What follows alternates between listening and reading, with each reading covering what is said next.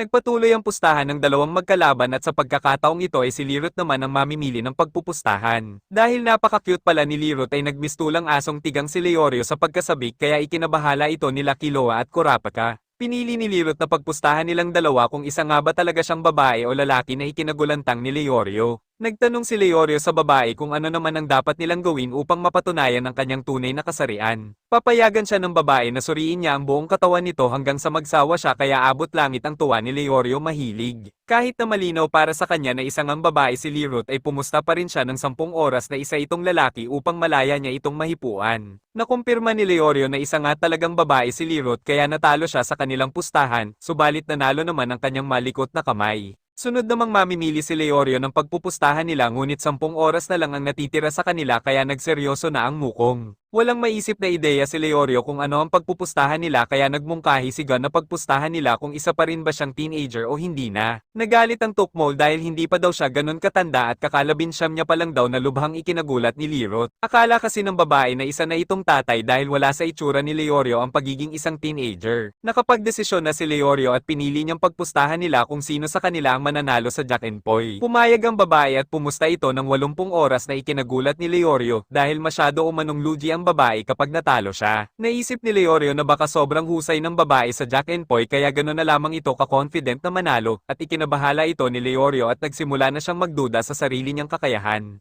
Habang pinaglalaroan ni Lirot ang kanyang isipan ay hindi niya na alam kung ano ang gagamiting tira at sa huli ay natalo siya ng babae kaya naging tabla ang score ng magkatunggaling grupo. Nabawasan din ang time limit nila ng 50 oras dahil sa pustahan, kaya kulang-kulang na 10 oras na lang ang natitira sa kanila para makaabot sa finish line. Tinanggalan na ng pusas ang isa pang preso para sa susunod at panghuling laban kaya naghanda na rin si Killua, na kung saan ikinalugmok ito ni Leorio dahil iniisip niya na wala na silang pag-asang manalo. Lalong nawala ng pag-asa si Leorio nang malaman niya kung sino ang makakalaban ni Killua, kaya hinimok niya ito na huwag nang tumuloy at sumubok na lang kamo sila sa susunod na taon. Dagdag pa ng lalaki ay mamamatay lang siya pag nilabanan niya si Jones, ang pinakamasahol na serial killer sa Zaban City na pumatay ng mahigit 100 katao sa karumal-dumal na paraan. Pinagpupunit umano ni Jones ang katawan ng kanyang mga biktima sa hindi mabilang na mga piraso, gamit lamang ang sarili nito mga kamay na nakakadurog ng bato.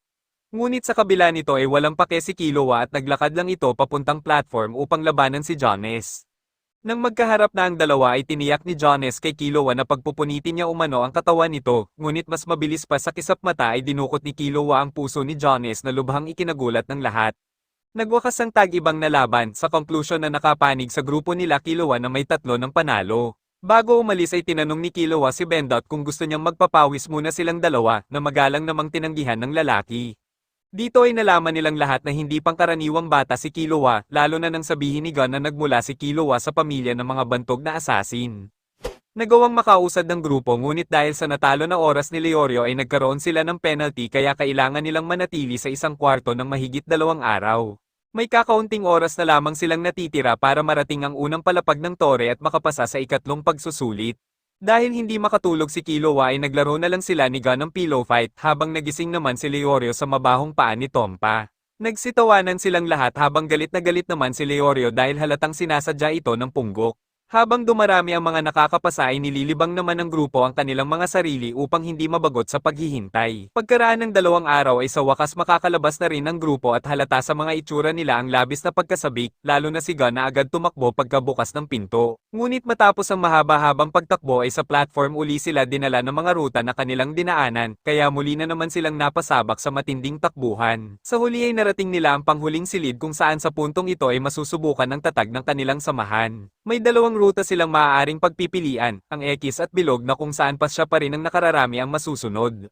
Kung bilog ang pipiliin nila ay aabutin silang lahat ng 45 oras bago makalabas. Kung X naman ang pipiliin ay sapat na ang 3 minuto para makalabas, ngunit 3 lang sa kanila ang maaaring magpatuloy habang ang 2 may iwan ay kailangang igapos hanggang sa maubos ang itinakdang oras. Siyempre walang ni isa sa kanila ang nais na magpaiwan kaya nagsimula ng mag-alala si Kurapika dahil ayaw niyang umabot sa puntong kailangan pa nilang maglaban-laban para may makapasa. Sa kalagitnaan ng tensyon ay biglang inatake ni Tompa si Leorio kaya nagsimulang magtuos ang dalawa gamit ang mga sandata sa loob ng kwarto. Nagsimula na ring maghanda si Killua para lumaban na mas lalong ikinabahala ni Kurapika. Nalipat ang eksena sa isang aplikante na nagawang makapasa ngunit binawian din ng buhay dahil sa mga natamo nitong pinsala sa katawan. Bumukas ang pinto sa kabila at iniluwa nito sina Kurapika, Gon at Killua na may madudungis na itsura, habang sa likuran nila ay sina Leorio at Tompa na nag-uunahang makalabas. Nagawa nilang 5 makapasa dahil sa napakahusay na ideya ni Gon na piliin ang mahabang daan at sa kanila binutasan ng pader patungo sa maiksi at madaling daan. Kahit nagkakagulo na ang lahat ay nagawa pa rin ni Gon na makaisip ng solusyon kaya hinangaan ni Kurapika ang likas na kakayahan ng bata. Nagtapos ang ikatlong pagsusulit na may 25 natitirang mga aplikanteng magpapatuloy sa ika-4 na bahagi ng Hunter exam. Samantala, agad na pinadalhan ni Gon ng sulat ang kanyang lola at tita Mito upang kamustahin sila at iparating sa kanila ang magandang balita. Nakapaloob din sa liham ang mga pinagdaanan niyang hirap at mga pagsubok habang tinatahak niya ang mundo ng mga hunter. At syempre kasama na rito ang mga nabuo niyang pagkakaibigan na kahit muntikan ng magkawatak-watak ay nagawa niya pa ring pagkaisahin. Matapos makalabas ng mga aplikante sa loob ng Trick Tower, ipinaliwanag ni Lipo na magaganap ang ika-4 na pagsusulit sa islang nakikita nila sa malayo na tinatawag na Zevel Island. Bago sila makapagtungo sa nasabing isla ay kinakailangan munang bumunot ang bawat isa sa kanila ng card kung saan nakasulat ang numero ng bawat kalahok. Nakasaad sa nabunot na card ng bawat kalahok kung sino ang magiging target nila na nagpapahiwatig na hindi maiiwasan ang paglaban-laban sa pagkakataong ito. Nang tapos ng bumunot ang lahat ay ipinaliwanag ni Lipo na kailangan nilang kunin ang ID number o tag ng kanilang target na may katumbas na 3 points. Kapag nagawa naman nilang maitago ang sarili nilang tag na may katumbas ding 3 puntos, habang ang mga tag na hindi nila target ay may katumbas lang na 1 point. Upang makapasa sa ika-4 na pagsusulit ay kailangan nilang makalikom ng mga tag na may kabuoang katumbas na 6 points sa loob ng itinakdang oras habang sila ay nasa Zevel Island. Humayo ang mga kalahok sa kayang isang ferry boat patungo sa nasabing isla at kahit nasa bangka pa lang sila ay tila nagsimula na ang laban matapos nilang tanggalin ang kani-kanilang ID number. Samantala, sinabi ni Leorio kay Kurapika na halimbawa siya ang target nito ay hindi niya umano ito pagbibigyan kahit magkaibigan pa sila na kung saan sumagot si Kurapika na ganun din ang gagawin niya kung sakali. Natakot ang Tukmol kaya tiniyak ni Kurapika sa kanya na hindi siya ang target nito at halimbawa lang naman. Tiniyak naman ni Gon at Killua na hindi nila target ang isa't isa at nagkasundo ang dalawa na sabay silang magpakitaan ng mga nabunot nilang card. Dito ay nalaman ni Killua na si Hisoka pala ang target ni Gon at nagtapat ito na bagaman natatakot siya, ay hindi umano siya titigil hanggang sa makuha niya ang ID number ng payaso. Nang makarating na sila sa Zevel Island, isa-isang bumaba ang mga aplikante na may 2 minutong pagitan kada tao, upang bigyan sila ng sapat na oras na makahanap ng pwesto at makapagtago sa isla kung saan sila mananatili ng 1 linggo. Habang iniisip ni Gon kung paano niya makukuha ang ID number ni Hisoka ay namataan niya ang isang aplikante na minamanmanan ng kanyang target. Nang panain na ito ng lalaki ay nakutuban siya ng kanyang target kaya nagalusan lang ito sa braso. Ngunit dahil sa nilagay niyang mabisang gamot ay nawala ng malay ang kanyang target at nakuha niya ang ID number nito na walang kahirap-hirap. Dahil sa kanyang nasaksihan ay tila may napagtanto si Gon na makakatulong sa pag-agaw niya sa ID number ni Hisoka at agad siyang nag-ensayo. Habang nag-eensayo si Gon para makuha ang ID number ni Hisoka ay pinagmamasdan na pala siya ng isang aplikante sa di kalayuan. Masyadong madali para kay Gon na hulihin ang isang bagay na may limitadong paggalaw kaya napagpasyahan niyang ibon na lang ang huhulihin niya. Sa unang subok ay labis na nahihirapan si Gon na hulihin ang mga ibon lalo na't maliliksi silang gumalaw hanggang sa natuklasan niya na kaya niya palang tsempuhan ang ikikilos ng kanyang target sa tuwing may tinutugis itong iba. Pinagmamasdan niya ng mabuti ang pag-ahon ng isda sa ibabaw ng tubig at dahil sa kanyang tumpak na kalkulasyon, nagawang mahuli ng ating bida ang ibon na kanya rin namang pinakawalan. Naintindihan na rin ni Gon sa wakas ang tamang paraan ng panunugis ngunit lingid sa kanyang kaalaman, may tumutugis na rin pala sa kanya na nagnanais makuha ang pagmamayari niyang ID number. Ngayong alam na ni Gon kung paano kunin ang tag ni Hisoka ay problema niya naman kung paano hahanapin ang payaso. Nang lapitan si Gon ng mga paru-parong naaakit sa halimuyak ng dugo ay naalala niya ang sugat ni Hisoka sa balikat at ginamit niya ang mga insekto upang matunton ang kinaroroonan ng payaso. Matapos ang ilang beses na pagkabigo ay nahanap na rin ni Gon sa wakas ang payaso na tahimik lang na nakaupo sa ilalim ng isang puno.